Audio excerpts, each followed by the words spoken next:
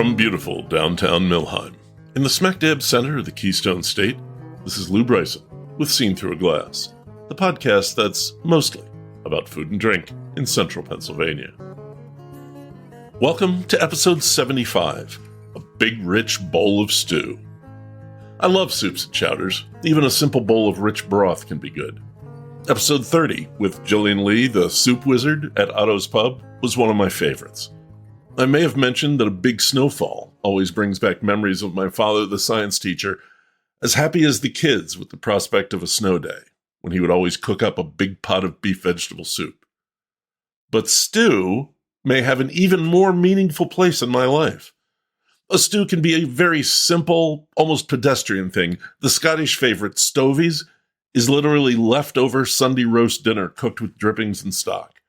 Or it can be a wildly delicious thing that takes some skills, like the carbonade flamande I cooked this past weekend on my birthday.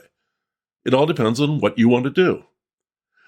Stew itself is a simple word, but it has several meanings. One I know from reading historical fiction is as a sort of collective noun for brothels, which is, according to Merriam-Webster, the meaning of the first recorded use of the word back in the 14th century. It can also mean a state of worry, as in, I was stewing all day thinking about the situation. It can mean heated discomfort. We stewed in the steamy jungle. And of course, in the sense we're going to dive into today, it means cooked meat and vegetables, or just one or the other. Texas-style chili is largely a meat stew. Ratatouille is a vegetable stew, as is the Hungarian lecho, a tomato and pepper stew that's a new favorite of mine. I'll have more to say about my very personal experience with stew, and we've got a great interview with Jon Forshey, the chef down the hill from me at Elk Creek Café. Jon set me off on this episode with a dish of crawfish étouffée, which we had to have a discussion on whether it's actually a stew or not. Turns out stew means different things, depending on who you're asking, and where you're asking, and when you're asking.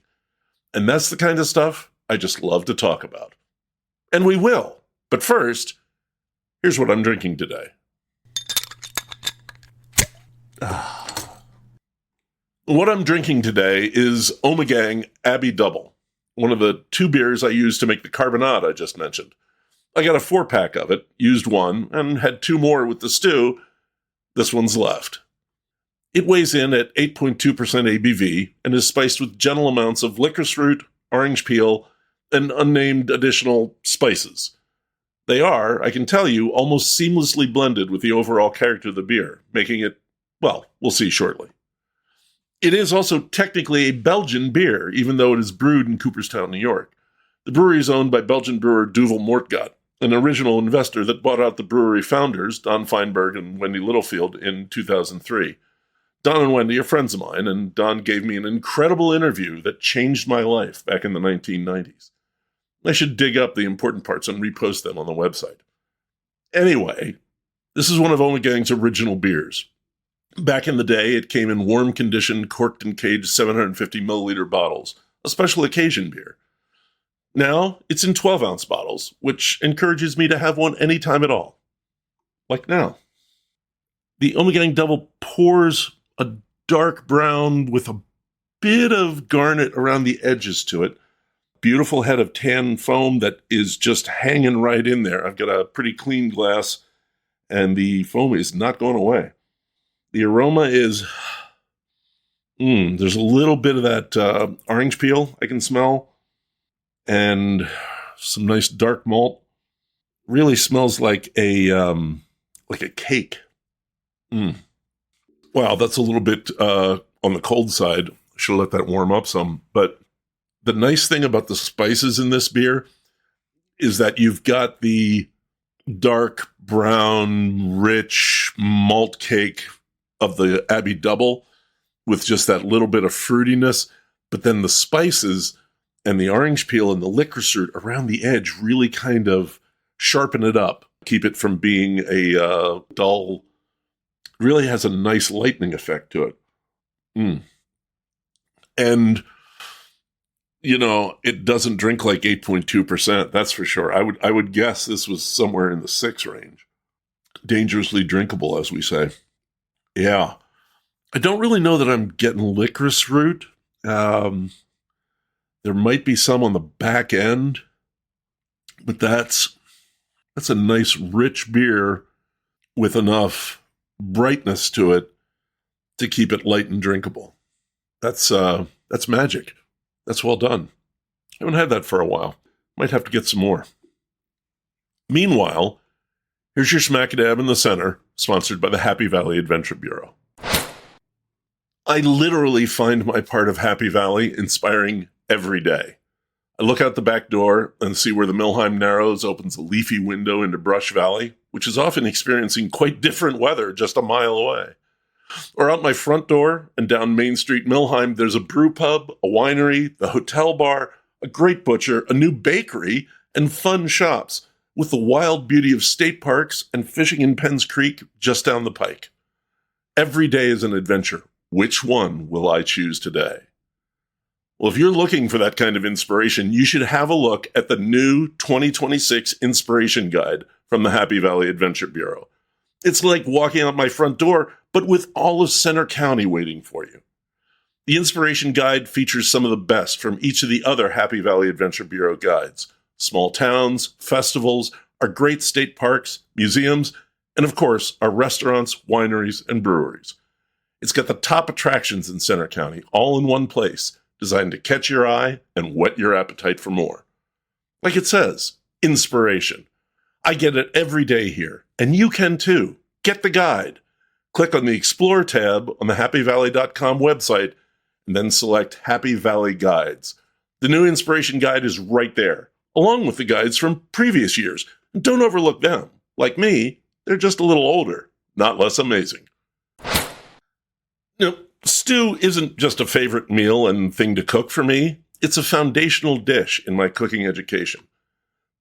I cooked a little when I lived at home and went to college. Okay, I cooked very little, and a lot of it was experimenting with different ways to make sandwiches. Seriously, I got kind of creative. And speaking of sandwiches, a friendly plug here.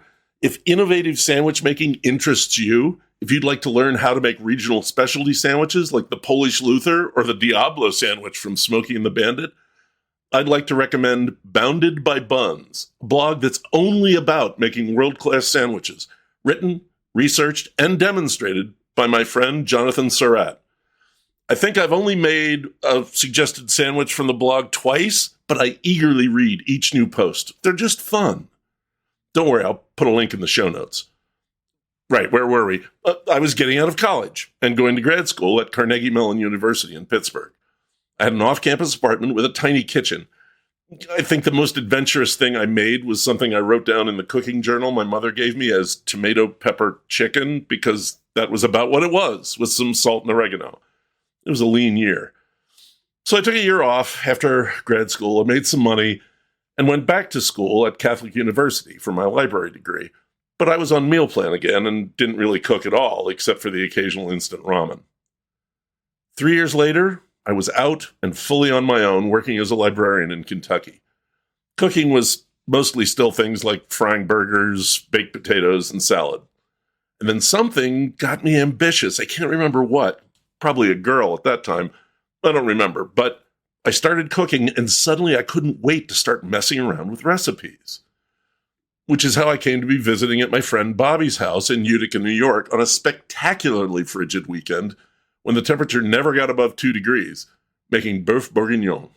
Only, I was a chauvinistic beer man in those days, and there was no way I was making this fancy French beef stew with wine. No, sir. I used porter. And you know, it was really good. It's still in my regular rotation in the family cookbook I published as beef porterignon. The meaningful part was that to do the stew right, I had to learn about cutting up beef for stew, trimming just enough fat, trimming out the silver skin and connective tissue. I also had to learn about dredging the beef in seasoned flour, and it was the first time I used a Dutch oven. I learned on the fly to deglaze the pot with the porter, and I had to go out and buy some bay leaves. It was a lot more thinking and learning than I was used to with one dish, and I started to think deeply about cooking in general. That was when I realized that I needed to start learning techniques, not just blindly following recipes and doing the best I can, and that's thanks to stew. Which reminds me, let's try something new here. If I were writing a book instead of taping a podcast episode, I don't know, a book like, say, American Whiskey Masterclass, which is available on the Seen Through a Glass website. Anyway, if I were writing a book, I'd put a sidebar here about bay leaves. So I'm going to try doing that here. Put a pin in the whole stew thing for a bit. Let's have a sidebar on bay leaves. Bay leaves deserve a sidebar because they're part of a lot of stew recipes, but they're also having a bit of a moment lately in a negative way. Chefs and food influencers are posting on social media that bay leaves add nothing to a dish. There are cartoons where a recipe will say something like, and add a bay leaf for no real reason. I love bay leaves, and in the past 2 months, I went through a jar of them, probably about 30 leaves. I bought more last week in the bulk foods section at my local grocery store, Burkholder's Country Market. I made a double batch of a delicious beef stew for Burns night with 4 pounds of beef, onions, carrots, potatoes, rutabagas, and a big dollop of sour cherry jam, and also 8 bay leaves. I felt like a madman sticking that many in, but the stew was fantastic. Was it the 8 bay leaves? Or maybe it was the entire bottle of Cabernet Sauvignon that also went in there.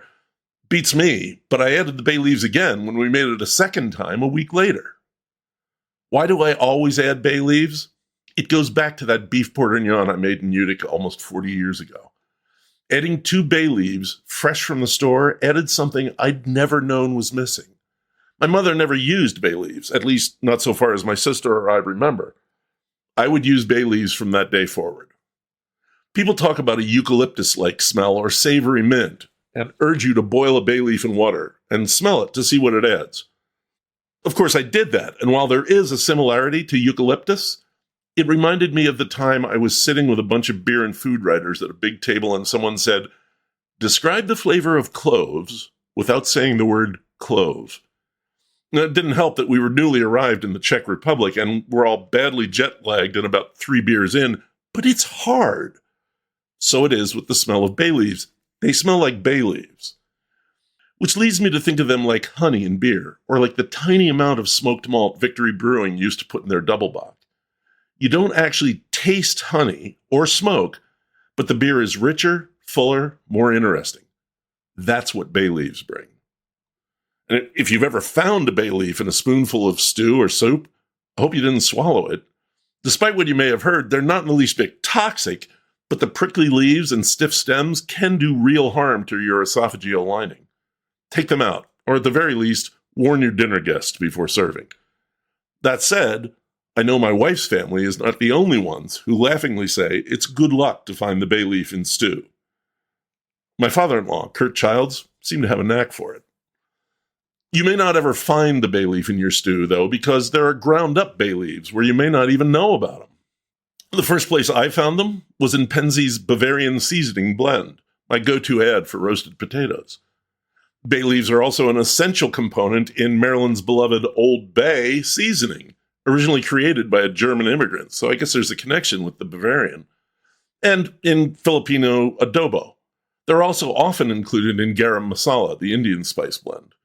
Cajun and Creole dishes often have straight-up additions of ground bay leaves, and they're crucial to red beans and rice. Don't think of making red beans and rice without bay leaves, I saw one recipe say.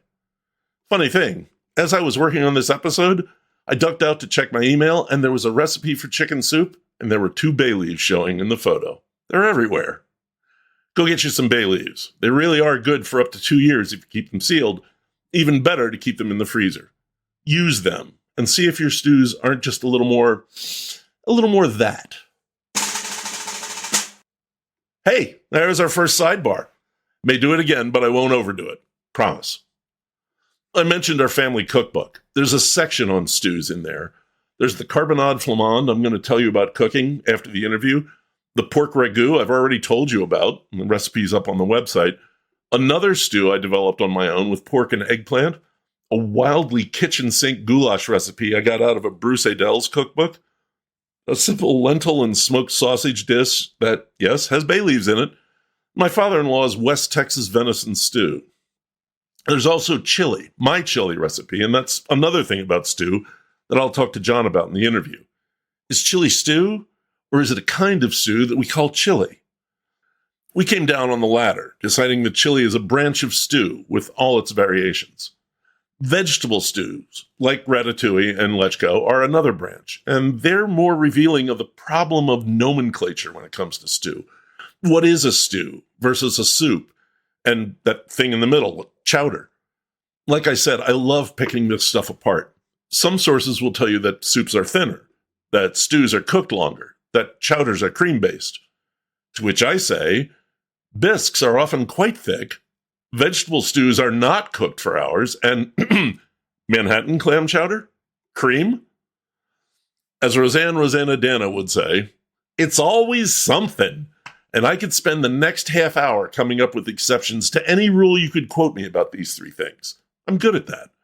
And that doesn't even include dishes like pozole that almost deliberately walk the line. Do you stir in the masa at the end to thicken it, or not? I did last time. Definitely a stew. So let's just say there is a relatively thick, combined dish we call stew, and chili, and Belgian waterzooi, or Brunswick stew, or Thai curries, or Korean jjigae, and burgoo, and bigos, and goulash, and really countless other things, because these are dishes that do have a few things in common. This is actually a good time to play the interview, because Jon had just as much interest in talking about these things as I did, and he knows more about it, which, after all, is why I interviewed him. So here he is, Jon Forshey, chef at Elk Creek Café in beautiful downtown Millheim. Oh, and that bit where you can hear someone drop something in the background? Yeah, that was Tim Bowser. Thanks, Tim. Hey, I'm at Elk Creek Café with Chef Jon Forshey. How you doing this morning? Wonderful, wonderful. Good man, good man. Disclosure, I know Jon. We've known each other, over a year now. Yeah. Hang out, and he makes good food, and I eat it. That's a good relationship. I like that, yeah. Yeah. Now that's out of the way. Can we? I want to just get a little bit on your background, where you're from, where you've cooked, what you've cooked. All right, yeah. I grew up maybe 2 hours from here, in West Central Pennsylvania, small town called Williamsburg. Mm-hmm. It's along Juniata River. Yeah, I've ridden the bike to trail down there. Rails to trails, yeah. Follows the old canalways. Yep. It was big business back in the day, but I left there in 95 and went to college at IUP. Mm-hmm. Shortly after that, I joined the military. I was in for 8 years in the United States Navy. And when I got out, I figured I was done working on airplanes, mainly because it was all government contracted. And the government at that point in my life was not my friend. Aha. So I went to culinary school. I took my love of food and cooking that I got from my grandmother. I went to culinary school in Pittsburgh, and upon graduation, moved to New Orleans. Wow. Yeah, right. Bold move. Jump right in. Well, I figured I was 31 at that time. It was a little late in my career, so I figured it was sink or swim as a profession. So I applied to a place in Kiowa Island and outside of Savannah. I applied to Brennan's in New Orleans and a few other places in the South. But after visiting them all, New Orleans was an easy choice. So I cooked at Brennan's for a few years. And while I was working there, I took a job at Stella, which was one of Scott Boswell's restaurants, just to learn a little bit about gastronomy and more fine dining instead of classic French, which led me to some other folks in New Orleans. I went to work at Lillet, a few other places, La Petite Grocery. Okay. And then my father got ill, and it brought me back to Pennsylvania. Since then, I've worked at several brew pubs in Pennsylvania. Oh, yeah, you mentioned Springhouse, yeah. Springhouse, Gamble Mill in Belfont. Oh, yeah. When Mike Smith was a brewer there. Oh, yeah, good friend, yeah. Yep. Yeah, and I didn't realize that was you cooking. That was some good rep on that food there. Yeah. Yeah. Excellent. Small kitchen, small staff. So the food there is kind of what I'm trying to get back to here. Mm-hmm. Well, I like to call it like mid-Atlantic soul food. So comfort food, a little twist from the places I've cooked. Yeah, nice. So coming back to Elk Creek, this whole interview, the request for the interview, the idea for this episode grew out of that crawfish étouffée you made. Oh, yeah. Because I was just, wow, really liked it. Tell us what étouffée is, assuming we know nothing. Étouffée, I think, was created in the 20s in Breaux Bridge, Louisiana, I believe. Okay. It's southern Louisiana. And étouffée in French basically means smothered or covered. So they covered the crawfish. And at the time, that was the crawfish capital of America. There are two separate kinds. There's a Cajun and there's a Creole. Cajun's no tomato. Creole is with tomato. Okay. It's traditionally served with rice. Doesn't have to be. Yeah, actually, I had that further down because there was this one guy on Facebook we were talking about, and he's like, it can't be étouffée, it's not on rice. I mean, so why did you decide? Because the grits were delicious. I appreciate it. Yeah. A lot of people serve it with rice or potatoes. Oh, in the South. I'm pretty sure it's just whatever you have on hand. Mm-hmm. A starch. In the pantry. Yeah. Yeah. I chose grits just because, well, I mean, it's wintertime. Grits are great in the winter. Mm-hmm. They hold well. They store well. And the way our line is set up during service, it just makes more sense to do grits. Then we could do them in small batches and hold them for small amounts of times, where if I had a rice cooker on the line, I would probably have chosen rice. But holding rice, no bueno.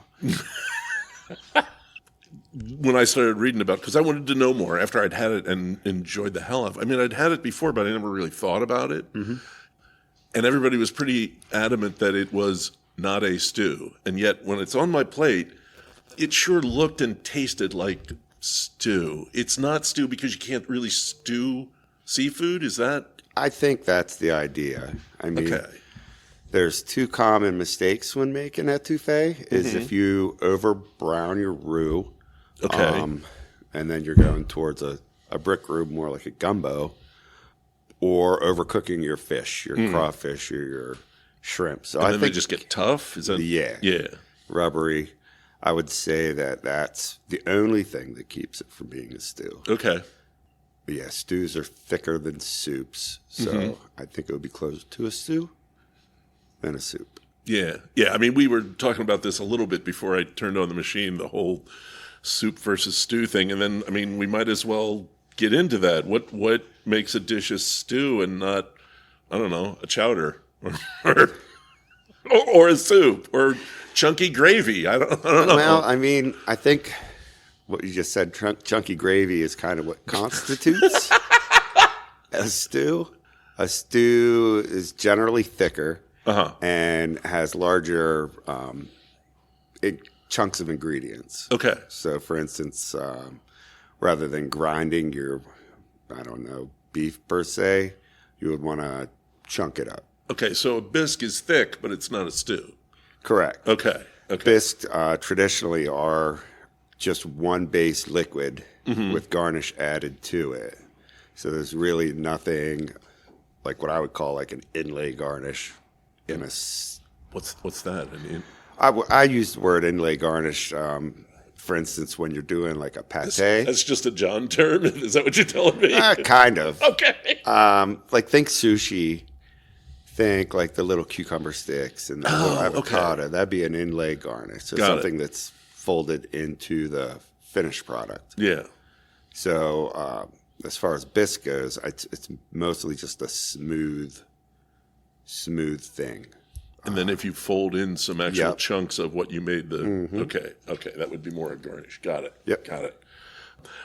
One of the things I was going to ask about was chili. I'm like, so is chili a soup or a stew, or is it just chili? And everybody who said chili is a stew, it's just a particular subset that we call chili. I think so, yeah.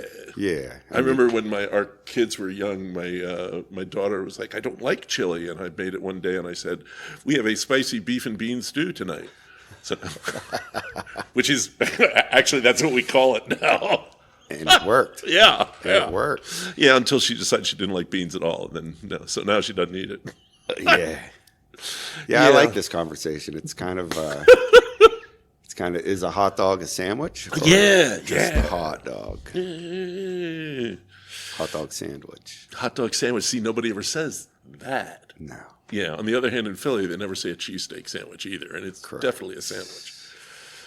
I keep learning new ways to thicken stew. I just made pozole recently, and just stirred in some masa at the end while it was still bubbling, and that worked great. What are the ways to thicken a stew, and why do you use different ones? There's so many. I didn't even realize. I guess it just depends what you're cooking. Okay. Certain things, like the way my grandmother taught me to cook, and in the way I cooked in the South, it's almost always a roux for me. Okay. And just briefly explain what a roux is? Equal parts fat and flour, oil flour, butter flour, lard flour. Actual fat, yeah. Yeah. I like a roux because it's versatile with being a light roux, a blonde roux, and as you cook it longer, it turns into a brown roux. And if you cook it all the way, there's a brick roux, and then there's a black roux. Really? Yeah. I've never heard of the black. Okay. Yeah. Pretty far gone, is it? Pretty far gone. And this takes the brick takes a while, right? Yes. Yeah. Yes. And you have to stir it the whole time? 40 minutes, 45 minutes, most of the time. Okay. It depends what you're heating it on. Oh. Okay. I do a lot of prep work while I'm making soups and stews. Mm-hmm. So I usually just do it on a low setting and put the pot on my flat top grill. Mm-hmm. And that keeps the heat just constant and low. Mm-hmm. So stirring's good, and you can usually tell where your roux's at more by smelling it than looking at it. Okay. Because if you're looking at it and it's the color that you're going for, you've already gone too far. So you pay attention to the smell. Uh-huh. It's when it goes from right between a blonde roux and a brown roux, it'll start to get nutty. Okay. Almost like hazelnuts.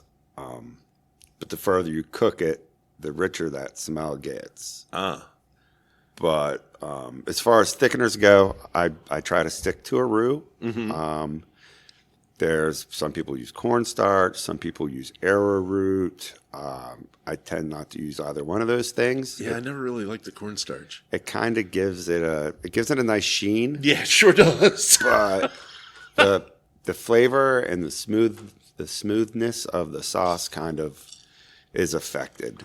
I like to thicken things more with just natural things, like sometimes it'll be peanut butter, or sometimes it'll be vegetables that I just puree into the soup. Mash up a few of the beans, things like that.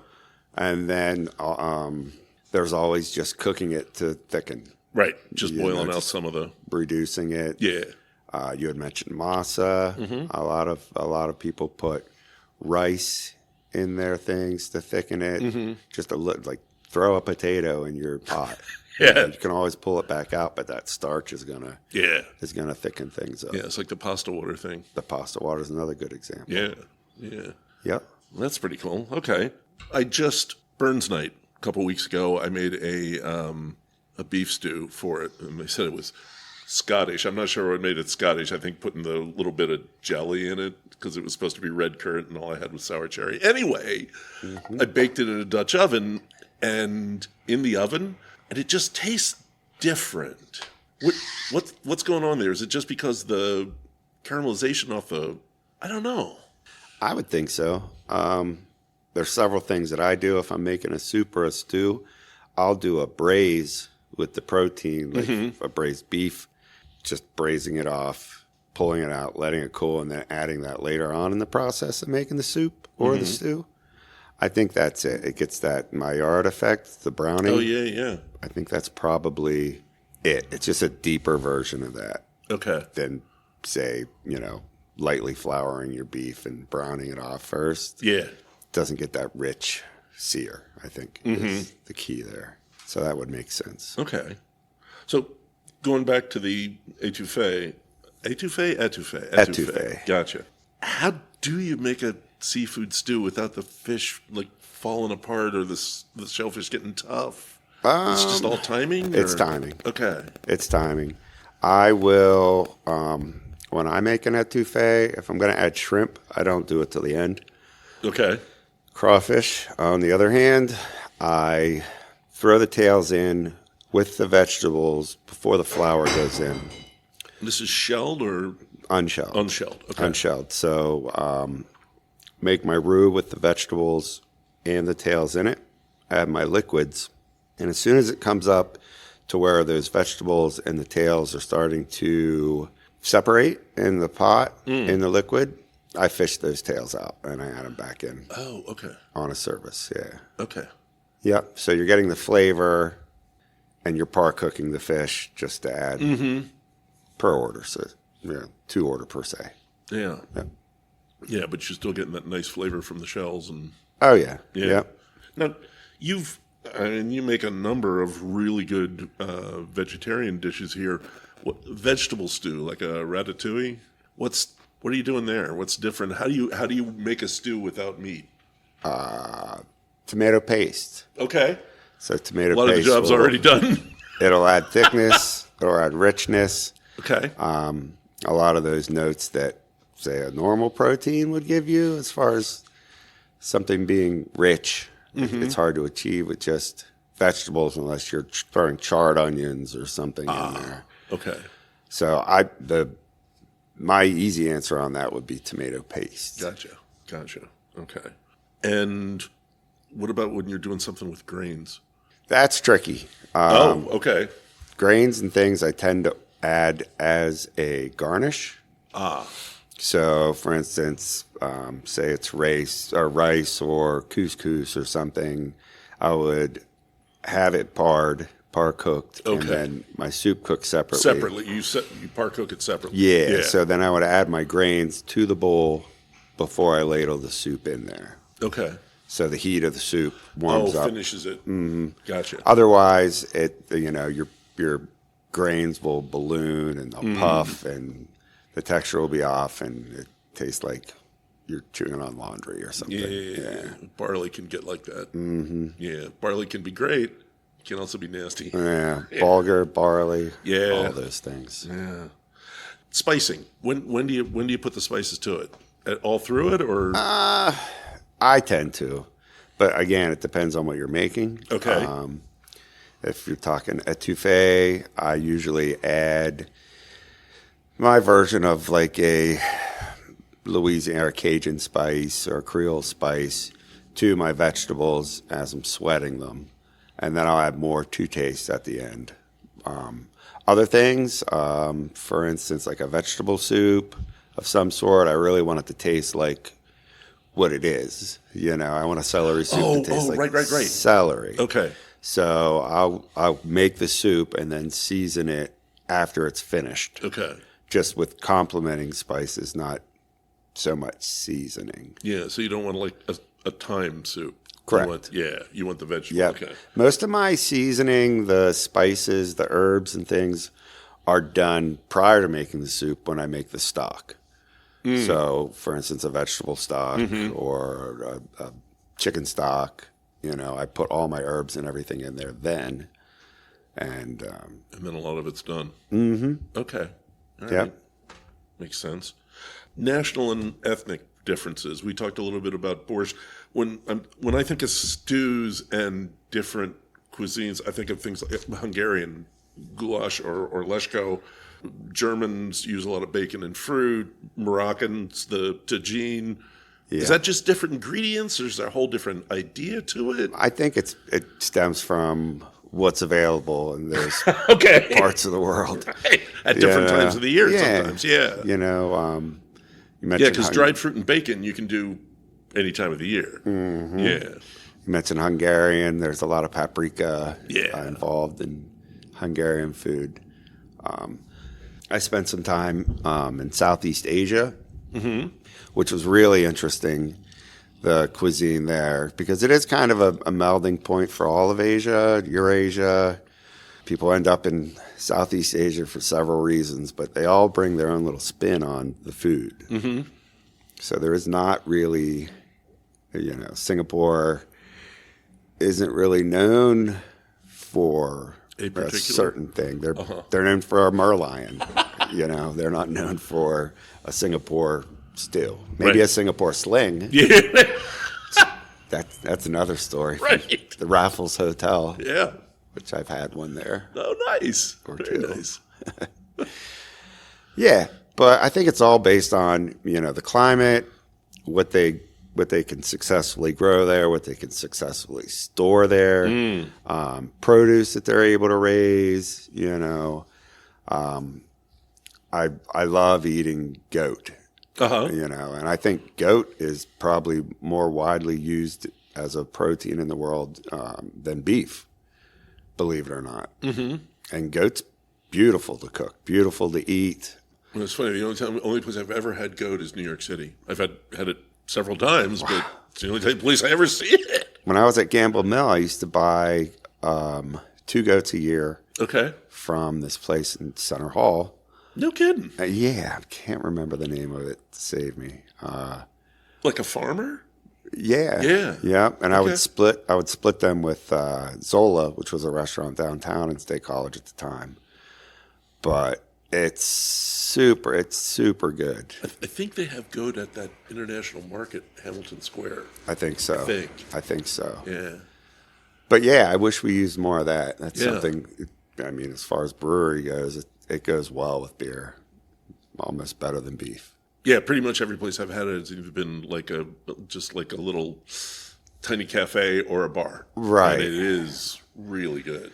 Right. I think people just have a hard time. Yeah, they see that or tongue and they're just like, ah! Or even rabbit up here. Oh, no, I don't have a problem with that.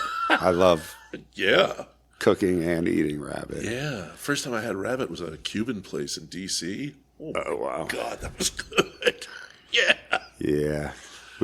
That was something I grew up eating a lot of. Mm-hmm. And, I guess a lot of things that my dad would take me out, we would get in the woods. I've eaten a lot of rabbits, a lot of squirrels. I know there are people in central Pennsylvania who hunt for the pot. I know that. Oh, yeah. Oh, yeah. Yeah.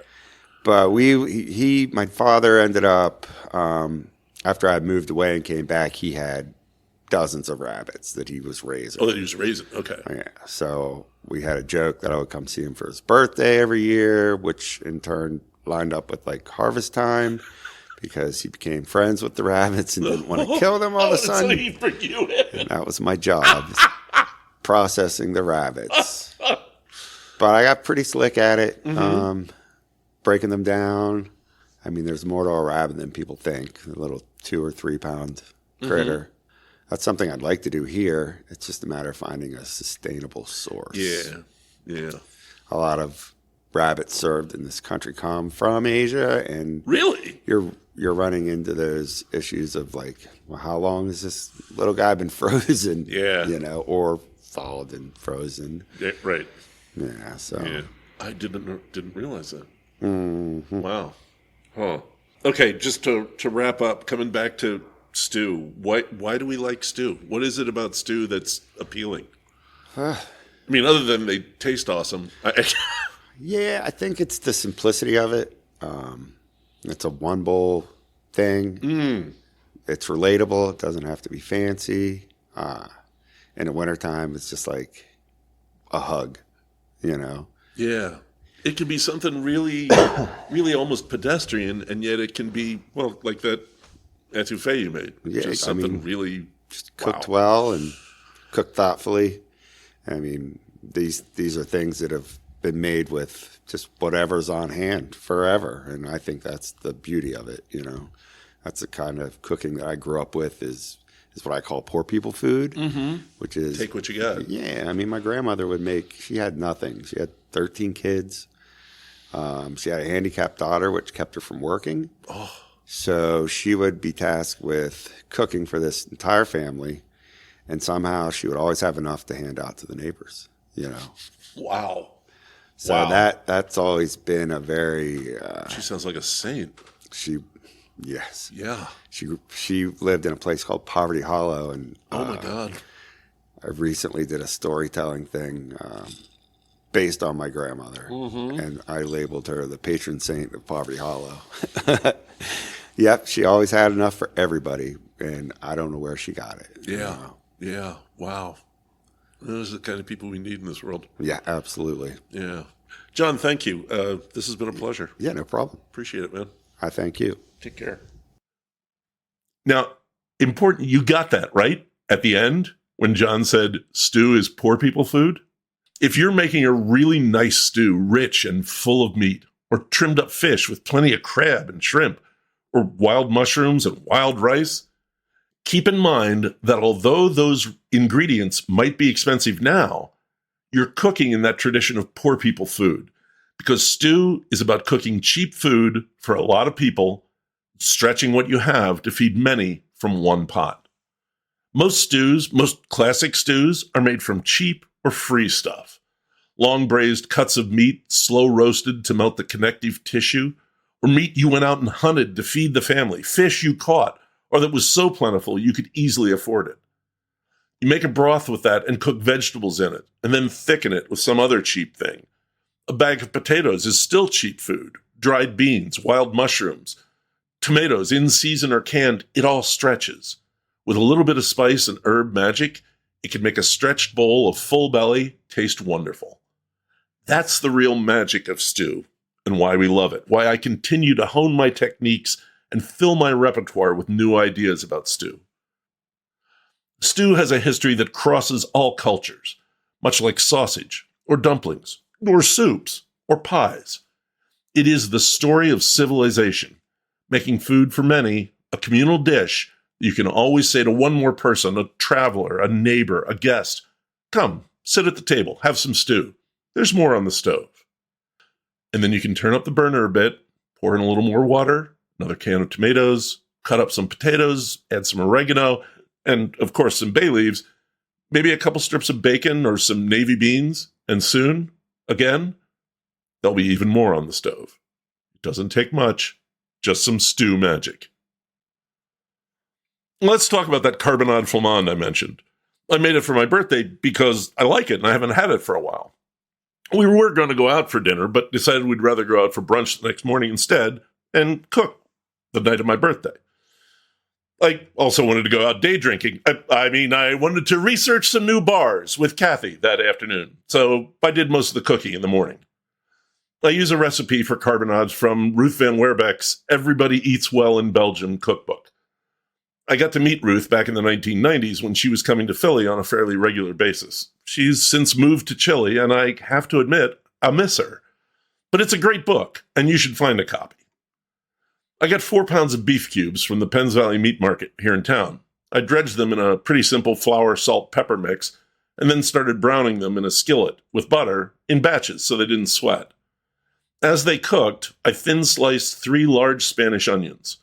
When the beef was all done, I put it in the crock pot, turned it on to low heat, added more butter to the skillet, and put the onions in. Now, this part requires some attention. The onions have to brown, but you don't want to burn them or get them too brown. So you want to stir them, but not too often because you don't want to disturb the browning. Like Jon said about the roux, some of this is by smell. When the onions were done, I spilled them out of the skillet into the crock pot with the beef. And the skillet was brown with fond, that Maillard brown stuff Jon talked about. And this is the fun part. You return the skillet to the heat and add 2 bottles of beer to deglaze it. And it's a Belgian dish, so it's supposed to be beer. Not just any beer, of course, Belgian beer. Some combination of rich brown Abbey Double, like the Omegang, and fruity but slightly tart beer like Duchesse de Bourgogne or Rodenbach. I used the Omegang Abbey Double and half of a big bottle of Lindemans Creek, a relatively sweet cherry lambic. Yes, I drank the other half of the bottle. It was good. Really good. As the beer heated, I gently rubbed a wooden spatula over the fond. By the time the beer reached a boil, it had all come up, and the kitchen smelled amazing. Beefy, onions, hot rich beer, and that cherry edge. Yum. While the beer was heating, I combined the onions and beef, mixing them up in the crock pot, and then sprinkled dried thyme and 2 bay leaves on top. I poured the boiling beer over the spices, stirred it once more, put the lid on, and cleaned up. We went to State College and had a great time. We stopped at Adam's Apple for the first time and had a dram of Highland Park 12-year-old. We got 2 big bacon-wrapped scallops on grits and a dish of papas bravas, the spicy potatoes that are an essential tapas dish. Well executed, though the potatoes could have kicked it up a bit more. I had a Guinness with the food. Next, we wandered on down to Anti-Fragile Brewing just because, and I had a hazy IPA. I am down with the kids. Last stop was The Press, a new cider tap room supplied by Punk's Cider Works out of Punxsutawney. Not a bit disappointing. There was a nice range of well-made ciders, including a single variety Tremlets bitter that really got my attention, with a mix of tannins and green grape character. Back home we went to check on the stew. The house smelled great, and the stew was cooking along, and, 10 years ago, I'd have been happy with that. But the beef and the sauce were just brown, not deep brown. It needed more Maillard. I carefully dumped the whole thing into the Dutch oven, covered it, and set the oven for 325 on convection. An hour later told a much different story. The sauce was deeper brown and smelled richer, the beef was darker, and the onions were melting. It's that Dutch oven magic. Kathy had made roasted potatoes and carrots in the other oven, and we poured the stew over them. I had another bottle of the Omegang Double. It was a delicious meal, rich, melting soft, but still toothsome, and the carrots were a perfect contrast of brightly rooty flavor. Happy birthday, old man. Happy Valentine's Day, Kathy. That's the show.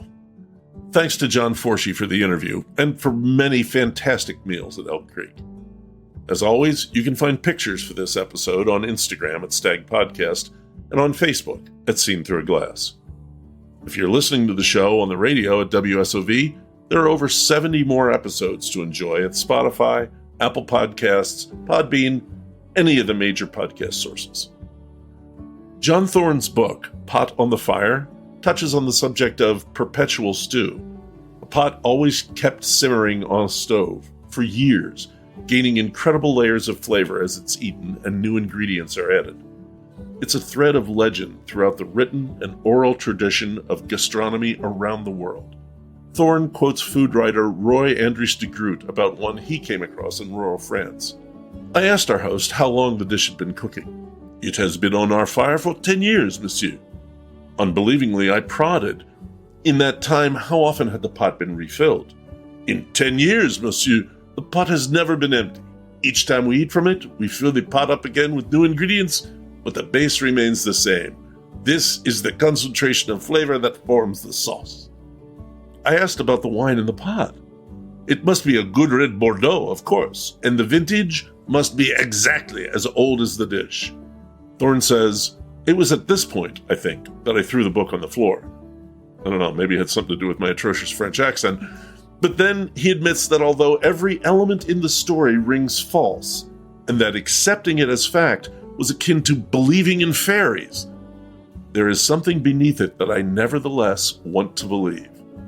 And that, my dear friends, is the romance of stew. The thought that if it gets better the longer you cook it, what if we just kept cooking it? There are modern documented stocks that have been kept going for 8 months. One in a Manhattan restaurant even had its own Twitter account. A Japanese restaurant in Tokyo claims to have a broth that was started in 1945, continuously replenished with new ingredients. I'm with Thorne, and I suppose Fox Mulder, I want to believe. But I've never kept a stew going more than 4 days. That's enough. And do read Thorne's book. I'm due for a reread myself. The next episode may be about a star in the forest, the black cherry capital of the world, and I believe the likely birthplace of the Texas Hot, Kane, Pennsylvania. It all depends on how soon I can get an interview scheduled. My subject is a very busy person, and a definite departure from our usual guests. If I can't get that in time, there are other irons in the fire. Until then, thanks for listening. This is Lou Bryson on Seen Through a Glass, from the smack dab center of the Keystone State.